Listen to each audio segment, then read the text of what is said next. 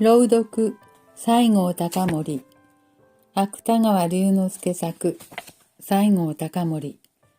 これは自分より2、3年前に大学の史学科を卒業した本間さんの話である。本間さんが維新史に関する2、3興味ある論文の著者だということは知っている人も多いであろう。僕は昨年の冬、鎌倉へ転居するちょうど1週間ばかり前に、本間さんと一緒に飯を食いに行って、偶然この話を聞いた。それがどういうものか、この頃になっても僕の頭を離れない。そこで僕は今、この話を書くことによって、新小説の編集者に対する僕の寄稿の責めを全うしようと思う。もっとも、後になって聞けば、これは本間さんの西郷隆盛といって友人間には有名な話の一つだそうである。してみればこの話もある社会には存外もう知られていることかもしれない。本間さんはこの話をしたときに、真偽の判断は聞く人の自由ですと言った。本間さんさえ主張しないものを僕はもちろん主張する必要がない。まして読者はただ古い新聞の記事を読むように漫然と行を追って読み下してさえくれればよいのである。かれこれ7、8年も前になろうか。ちょうど3月の下旬で、もうそろそろ清水の一重桜が咲きそうな。と言ってもまだみぞれ混じりの雨が降るある寒さの厳しい夜のことである。当時大学の学生だった本間さんは午後9時何分かに京都を発した急行の上り列車の食堂で白ぶどう酒のコップを前にしながらぼんやる MCC の煙を吹かしていた。さっき前原を通り越したからもう岐阜県の境に近づいているのにそういない。ガラス窓から外を見るとどこも一面に真っ暗である。時々小さい火の光が流れるように通り過ぎるが、それも遠くの家の明かりだか、汽車の煙突から出る火花だかはっきりしない。その中でただ窓を叩く氷かかった雨の音が、騒々しい車輪の音に単調な響きを交わしている。本間さんは1週間ばかり前から春季休暇を利用して維新前後の資料研究方々一人で京都へ遊びに来た。が来てみると調べたいことも増えてくれば行ってみたいところもいろいろある。そこで何かとせわしい思いをしている中にいつか休暇も残り少なくなった。新学期の講義の始まるのももうあまり時間はない。そう思うと、いくら都踊りや保津川下りに未練があっても、べんべんと東山を眺めて日を暮らしているのは気がとがめる。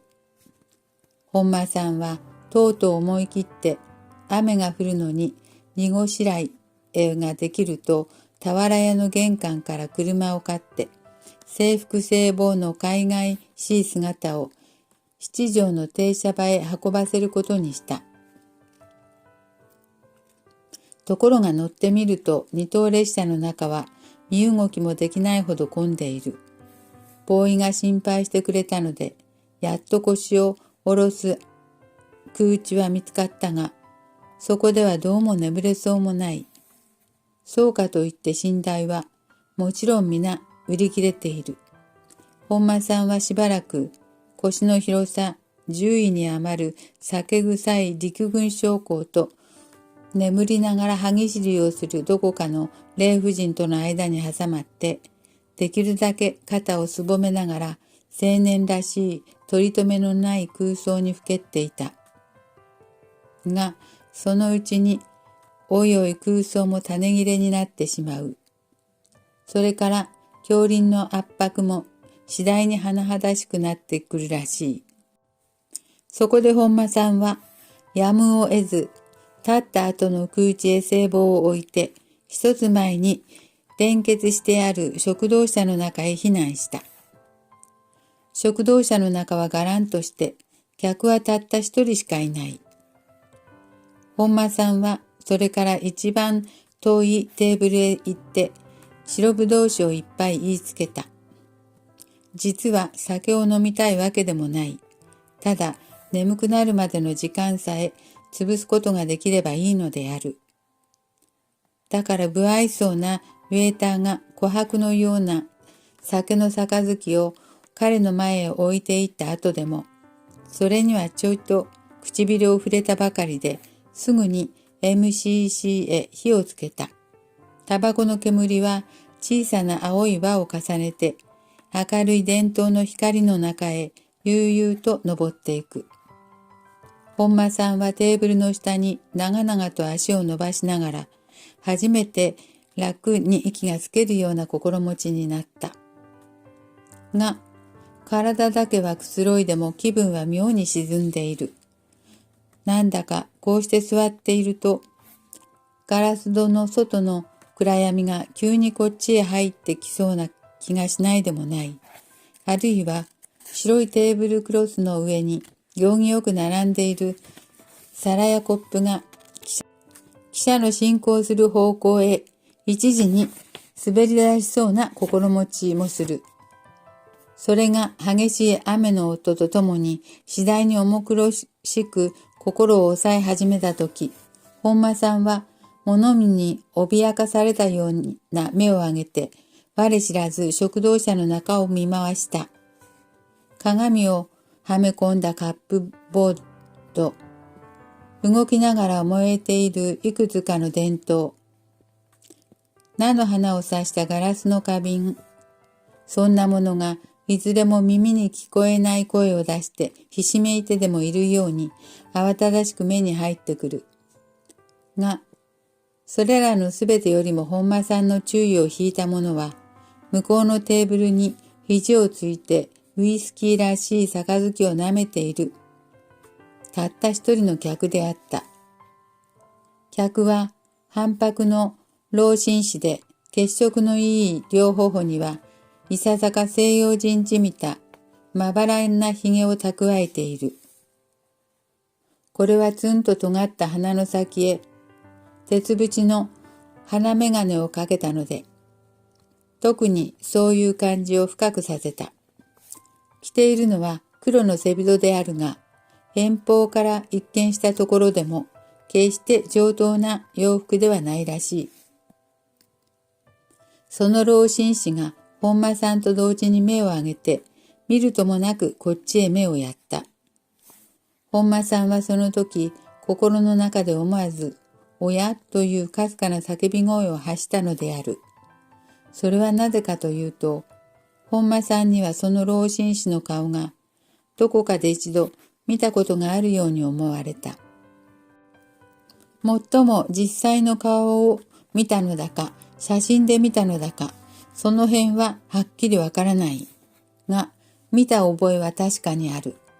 そこで本間さんは、慌ただしく頭の中で知っている人の名前を点検した。すると、まだその点検が済まないうちに、老紳士はつと立ち上がって、車の同様に手をこうしながら、大股に本間さんの前へ歩み寄った。そうしてそのテーブルの向こうへ無造作に腰を下ろすと、壮年のような大きな声を出して、やあ失敬と声をかけた。本間さんはなんだかわからないが、年長者の手前、意味のない笑みを浮かべながら、応用にちょっと頭を下げた。君は僕を知っていますか？何知っていない？知っていなければいなくってもよろしい。君は大学の学生でしょう。しかも文化大学だ。僕も君と似たような商売をしている人間です。ことによると同業組合の一人かもしれない。何です君の専門は？史学科です。ははー、史学。君もドクター・ジョンソンに軽蔑される一人ですね。ジョンソン曰く、歴史家はアルマニックメーカーに過ぎない。老紳士はこう言って首を後ろへ反らせながら大きな声を出して笑い出した。もうだいぶ酔いが回っているのであろう。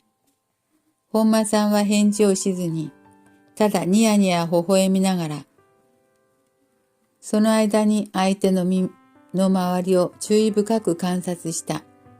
老紳士は低い折り襟に黒のネクタイをして、ところどころ擦り切れた直帰の胸に太い時計の銀鎖を物々しくぶら下げている。が、この服装のみすぼらしいのは、決して貧乏でそうしているのではないらしい。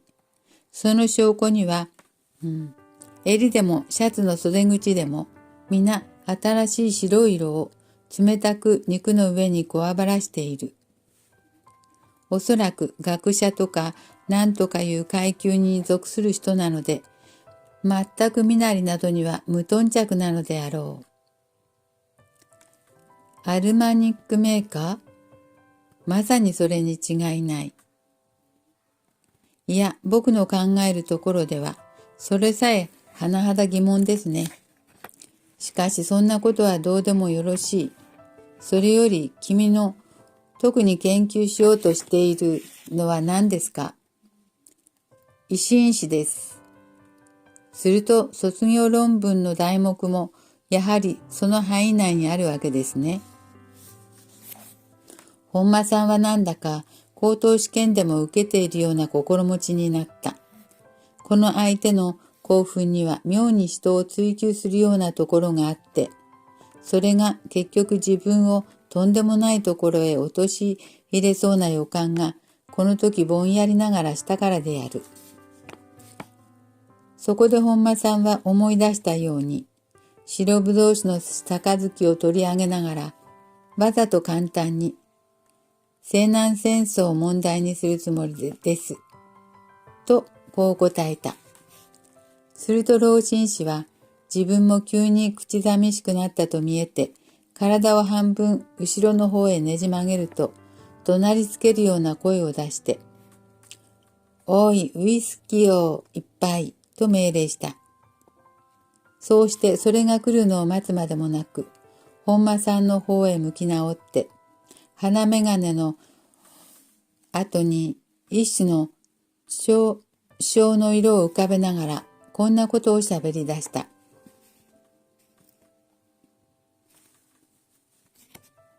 西南戦争ですか、それは面白い。僕も叔父があの時賊軍に加わって討ち死にをしたから、そんな興味で少しは事実の詮索をやってみたことがある。君はどういう史家に従って研究されるか知らないが、あの戦争については随分語伝がたくさんあって、しかもその語伝がまた立派に正確な資料で通っています。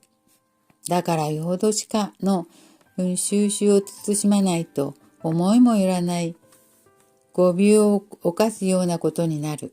君も第一にまずそこへ気をつけた方が良いでしょう。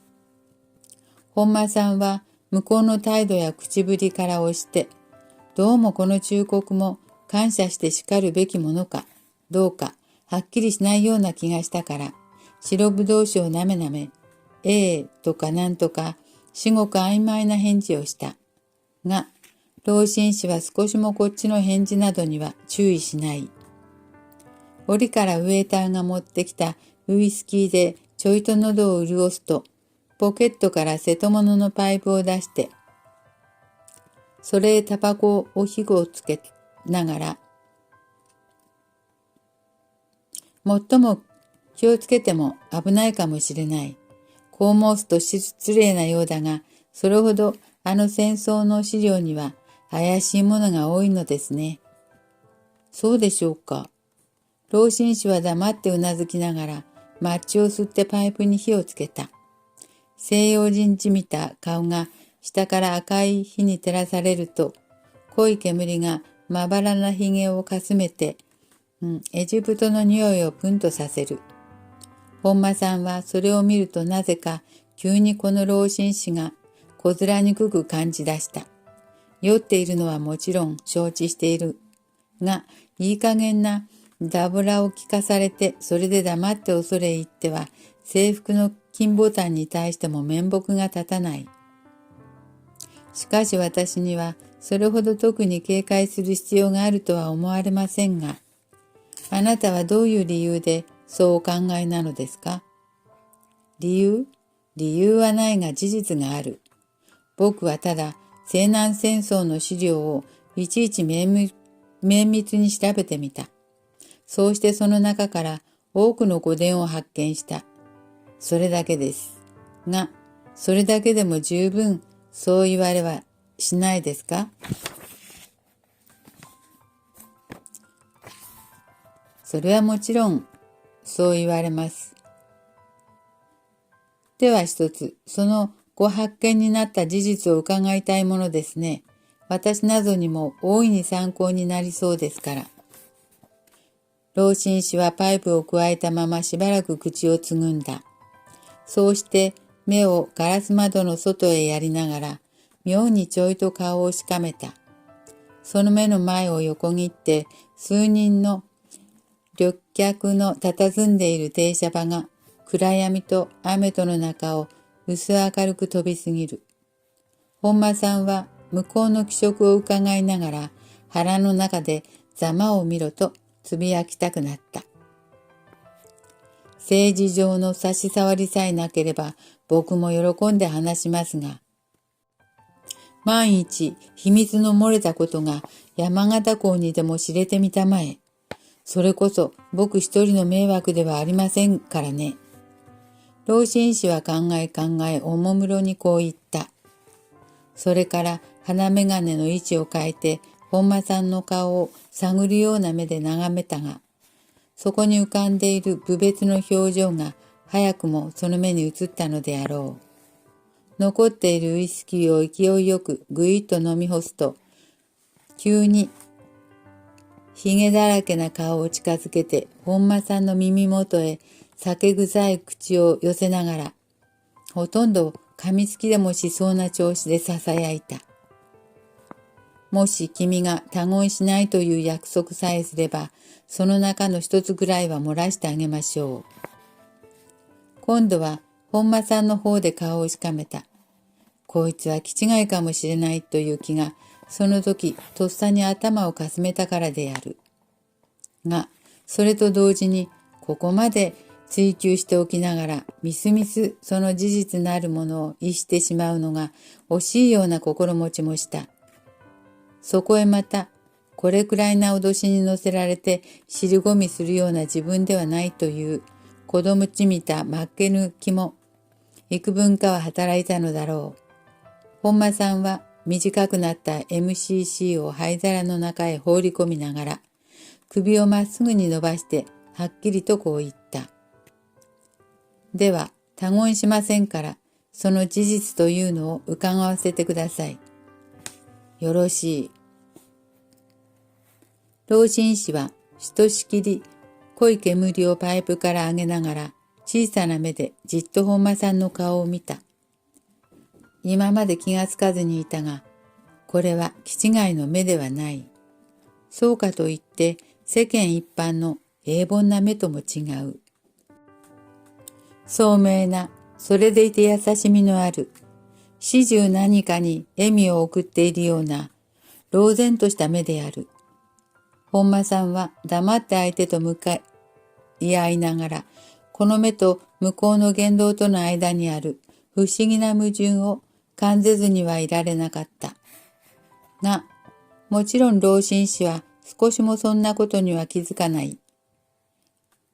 青いタバコの煙が鼻眼鏡をめぐって消えてしまうと、その煙の行方を見送るように静かに目を本間さんから離して遠い空間へ漂わせながら頭をやや後ろへそらしてほとんど一人つぶやくようにこんな途方もないことを言い出した。細かい事実の相違を挙げていては再現がない。だから一番大きな御伝を話しましょう。それは西郷隆盛が城山の戦いでは死ななかったということです。これを聞くと本間さんは急に笑いがこみ上げてきた。そこでその笑いを紛らわせるために新しい MCC へ火をつけながら、強いて真面目な声を出して、そうですか、と調子を合わせた。もうその先を聞き正すまでもない。あらゆる正確な資料が認めている西郷隆盛の城山戦士を無造作に御殿の中へ数えようとする。それだけでこの老人のいわゆる事実もほぼ正体がわかっている。なるほど、これは気違いでも何でもない。ただ義経とテム人とを同一人にしたり、秀吉を娯楽院にしたりする無邪気な伝社王の一人だったのである。こう思った本間さんは、おかしさと腹立たしさと、それから一種の失望とを同時に心の中に感じながら、この上はできるだけ早く老人との問答を切り上げようと決心した。しかも、あの時城山で死ななかったばかりではない。西郷隆盛は今日までも生きています。老臣氏はこう言って、むしろ公然と本間さんを一別した。本間さんがこれにも、ははーという気のない返事で応じたことはもちろんである。すると相手は、あざけるような微笑をちらりと心頭に浮かべながら、今度は静かな口ぶりでわざとらしく問いかけた。君は僕の言うことを信じられない。いや、弁解しなくっても信じられないということはわかっている。しかしですね。なぜ君は西郷隆盛が今日まで生きているということを疑われるのですか？あなたはご自分でも西南戦争に興味をお持ちになって事実の詮索をなすったそうですが、それならこんなことはおそらく私から申し上げるまでもないでしょう。が、そのお尋ねになる以上は私も知っているだけのことは申し上げたいと思います。本間さんは先方の悪く落ち着いた態度が忌々しくなったのと、それから一刀両断に早くこの喜劇の結末をつけたいのとで、大人げないと思いながら、こういう前置きをしておいて、口早に城山線施設を弁じ出した。僕はそれを今、詳しくここへ書く必要はない。ただ、本間さんの議論が、いつもの通り印象の正確な、いかにも論理の徹底している決定的なものだったということを書きさえすれば、それでもう十分である。が、瀬戸物のパイプを加えたまま、煙を吹き吹き、その議論に耳を傾けていた老人氏は、一向兵役したらしい景色を表さない。鉄縁の鼻眼鏡の後ろには、相変わらず小さな目が柔らかな光をたたえながら、アイロニカルな笑みを浮かべている。その目がまた、妙に本間さんの論法を鈍らせた。なるほど。ある家庭の上に立って言えば、君の説は正しいでしょう。本間さんの議論が一段落を告げると、老人は悠々とこう言った。そうしてその家庭というのは、今君が挙げた、梶狐記城山老城調査筆記とか、一木四郎日記とかいうものの記事を間違いのない事実だとすることです。だからそういう資料を初めから指定している僕にとって、せっかくの君の名論も、鉄頭鉄尾ノンセンスというより他はない。まあ、待ちたまえ。それは君はそういう資料の正確なことをいろいろの方面から弁護することができるでしょう。しかし僕はあらゆる弁護を超越した確かな実証を持っている。君はそれを何だと思いますか？本間さんはいささか煙をまかれて、ちょいと返事に躊躇した。それは西郷隆盛が僕と一緒に今、この汽車に乗っているということです。老紳士はほとんど厳粛に近い調子で、のしかかるように言い切った。日頃から物に騒がない本間さんがさすがに愕然としたのはこの時である。が、理性は一度脅かされてもこのくらいなことでその権威を失墜しはしない。思わず MCC の手を口から離した本間さんはまたその煙をゆっくり吸い替えながら怪しいという目つきをして無言のまま相手のツンと高い鼻のあたりを眺めた。こういう事実に比べたら君の資料のごときは何ですか。すべてが一辺の古紙に過ぎなくなってしまうでしょう。西郷隆盛は城山で死ななかった。その証拠には今この上り急行列車の一等室に乗り合わせている。このくらい確かな事実はありますまい。それともやはり君は生きている人間より紙に書いた文字の方を信頼しますか。さあ生きていると言っても私が見たのでなければ信じられません。見たのでなければ？老紳士は呆然とした調子で本間さんの言葉を繰り返した。そしておもむろにパイプの灰をはたき出した。そうです、見たのでなければ。本間さんはまた勢いを盛り返してわざと冷ややかに前の疑問を突きつけた。が老人にとってはこの疑問も格別重大な効果を与えなかったらしい。彼はそれを聞くと依然として傲慢な態度を辞しながらことさらに肩をそびやかせてみせた。同じ汽車に乗っているのだから君さえ見ようと言えば今でも見られます。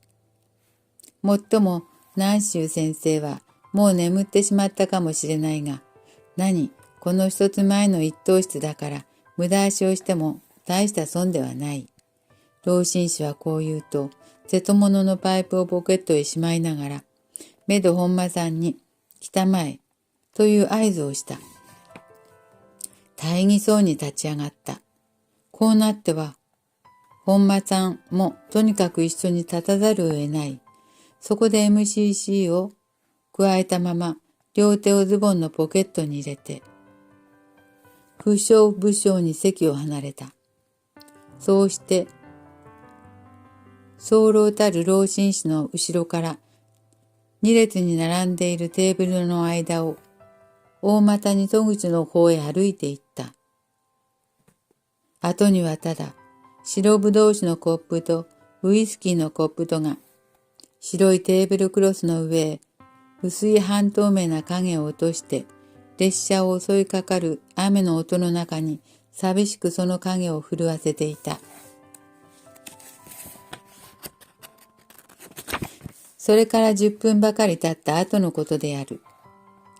白ぶどう酒のコップとウイスキーのコップとは再び不愛想なウェーターの手で琥珀色の液体がその中に満たされた。いや、そればかりではない。2つのコップを囲んでは鼻眼鏡をかけた老紳士と大学の制服を着た本間さんとがまた前のように腰を下ろしている。その一つ向こうのテーブルにはさっき2人と入れ違いに入ってきた着流しの太った男と芸者らしい女とが、これはエビのフライか何かをつついてでもいるらしい。滑らかな上方弁の会話が天面として進行する間にカチャカチャいうフォークの音がしきりなく耳に入ってきた。が幸い本間さんには少しもそれが気にならない。なぜかというと本間さんの頭には今見てきた驚くべき光景がいっぱいになって広がっている。一等室のうぐいす茶がかかった腰掛けと同じ色のカーテンと、そうしてその間に居眠りをしている山のような白桃の肥大感と、その堂々たる僧帽に、南宗先生の風骨を見た目たのは、果たして自分の見違いであったろうか。あそこの伝統は気のせいか、ここよりも明るくないが、あの特色のある目元や口元は、そばへ寄るまでもなく、よく見えた。そうしてそれはどうしても子供の時から見慣れている西郷隆盛の顔であった。どうですね。これでもまだ君は城山戦士説を主張しますか。老紳士は赤くなった顔に晴れ晴れした微笑みを浮かべて本間さんの答えを促した。本間さんは当惑した。自分はどちらを信じればよいのだろう。万人に正確だと認められている無数の資料か、あるいは今見てきた怪異な老紳士か。前者を疑うのが自分の頭を疑うのなら、後者を疑うのは自分の目を疑うのである。本間さんが当惑したのは少しも偶然ではない。君は今現に南宗先生を目の当たりに見ながら、しかもなお資料を信じたがっている。老紳士はウイスキーの杯を取り上げながら、抗議でもするような調子で言葉を継いだ。しかし一体君の信じたがっている資料とは何か。それからまず考えてみたまえ。城山戦士説はしばらく問題外にしても、およそ歴史上の判断を下すに至るほど正確な資料などというものはどこにだってありはしないのです。誰でもある事実の記録をするには自然と自分でディテールへの取捨選択をしながら書いてゆく。これはしないつもりでも事実としてするのだから仕方がない。という意味は、それだけもう客観的な事実から遠ざかるということです。そうでしょう。だから一見当てになりそうで、実は甚だ当てにならない。ウォルター・ラレーが一旦起こした世界史の功を排した話などは、よくこの漢の消息を語っている。あれは君も知っているでしょう。実際我々には目の前のことさえわからない。本間さんは実を言うとそんなことは少しも知らなかった。が、黙っているうちに老紳士の方で知っているものと決めてしまったらしい。そこで城山戦士説だが、あの記録にしても疑いを挟む余地はたくさんある。なるほど、西郷隆盛が明治10年9月24日に城山の戦いで死んだということだけはどの資料も一致していましょう。しかしそれはただ西郷隆盛と信じられる人間が死んだというのに過ぎないのです。その人間が実際西郷隆盛かどうかは、おのずからまた問題が違ってくる。ましてその首や首のない死体を発見した事実になると、さっきも君が言った通り、遺説も決して少なくない。そこも疑えば疑えるはずです。一方、そういう疑いがあるところへ、君は今この記者の中で西郷隆盛と言いたくなければ、少なくとも西郷隆盛に酷似している人間にあった。それでも君には資料なるものの方を信じられますか。しかしですね、西郷隆盛の死体は確かにあったのでしょう。そうすると、似ている人間は天下にいくらもいます。右腕に古い刀傷があるとか何とかいうのも一人に限ったことではない。君は適正に同地公の死を見した話を知っていますか。本間さんは今度は正直に知らないと白状した。実はさっきから相手の妙な論理といろいろなことをよく知っているのとに悩まされて、おいおいこの鼻眼鏡の前に一種の敬意に似たものを感じかかっていたのである。老紳士はその間にポケットからまた例の瀬戸物のパイプを出して、ゆっくりエジプトの煙をやらせながら、敵兵が50竜を追って代理に入ったとき、敵の死体を見ると、中に金竜の衣を着ているものがある。衆は皆これを遅行だと言ったが、敵兵は一人聞かなかった。いずくんぞ、その偽りにあらざるんを知らんや。むしろ知行を失うとも、あえて朝廷を敷いて功をむさぼらじ。これは道徳的に立派なばかりではない、真理に対する態度としても望ましい言葉でしょう。ところが、遺憾ながら西南戦争当時、官軍を指揮していた諸将軍は、これほど秀密な資料を欠けていた。そこで歴史までもかもしれぬをであるに置き換わってしまったのです。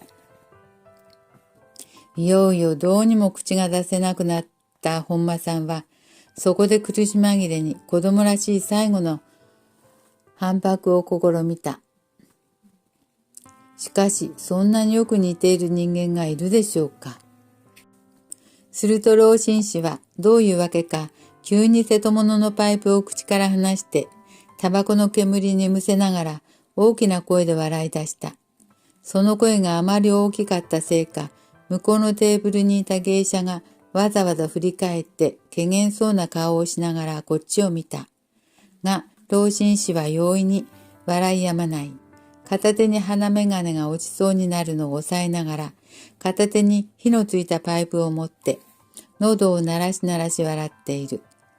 本間さんはなんだかわけがわからないので、白ぶどう酒の杯を前に置いたまま、呆然とただ相手の顔を眺めていた。それはいます。老人はしばらくしてから、やっと息をつきながらこう言った。今、君が向こうで居眠りをしているのを見たでしょう。あの男などは、あんなによく西郷隆盛に似ているではないですか。ではあれは、あの人は何なのです。あれですか。あれは僕の友人ですよ。本職は医者です。傍ら難画を書く男ですが、西郷隆盛ではないのですね。本間さんは真面目な声でこう言って、それから急に顔をあからめた。今まで自分の務めていた滑稽な役回りが、この時忽然として新しい光に照らされることになったからである。もし気に障ったら、堪忍したまえ。僕は君と話しているうちに、あんまり君が青年らしい正直な考えを持っていたから、ちょいといたずらをする気になったのです。しかししたことは悪意でも、言ったことは冗談ではない。僕はこういう人間です。老紳士はポケットを探って一枚の名刺を本間さんの前へ出してみせた。名刺には肩書きも何もすってはいないが、本間さんはそれを見て初めてこの老紳士の顔をどこで見たかやっと思い出すことができたのである。老紳士は本間さんの顔を眺めながら満足そうに微笑した。先生とは実際夢にも思いませんでした。私こそいろいろ失礼なことを申し上げて恐縮です。いや、さっきの城山戦士説などはなかなか傑作だった。君の卒業論文もああいう調子なら面白いものができるでしょう。僕の方の大学にも今年は一人維新史を専攻した学生がいる。まあそんなことより大いに一つ飲みたまえ。みぞれまんじりの雨も小闇になったと見えて、もう窓に音がしなくなった。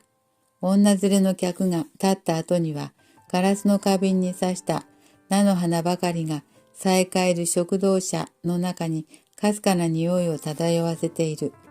本間さんは白ぶどう酒の杯を勢いよく飲み干すと、色の出た方を押さえながら突然、先生はスケプティックですね、と言った。老紳士は鼻眼鏡の後ろから目でちょいとうなずいた。あの始終何かに微笑を送っているような呆然とした目でうなずいたのである。僕は、ピルロンの弟子でたくさんだ。我々は何も知らない。いや、そういう我々自身のことさえも知らない。まして西郷隆盛の生死親です。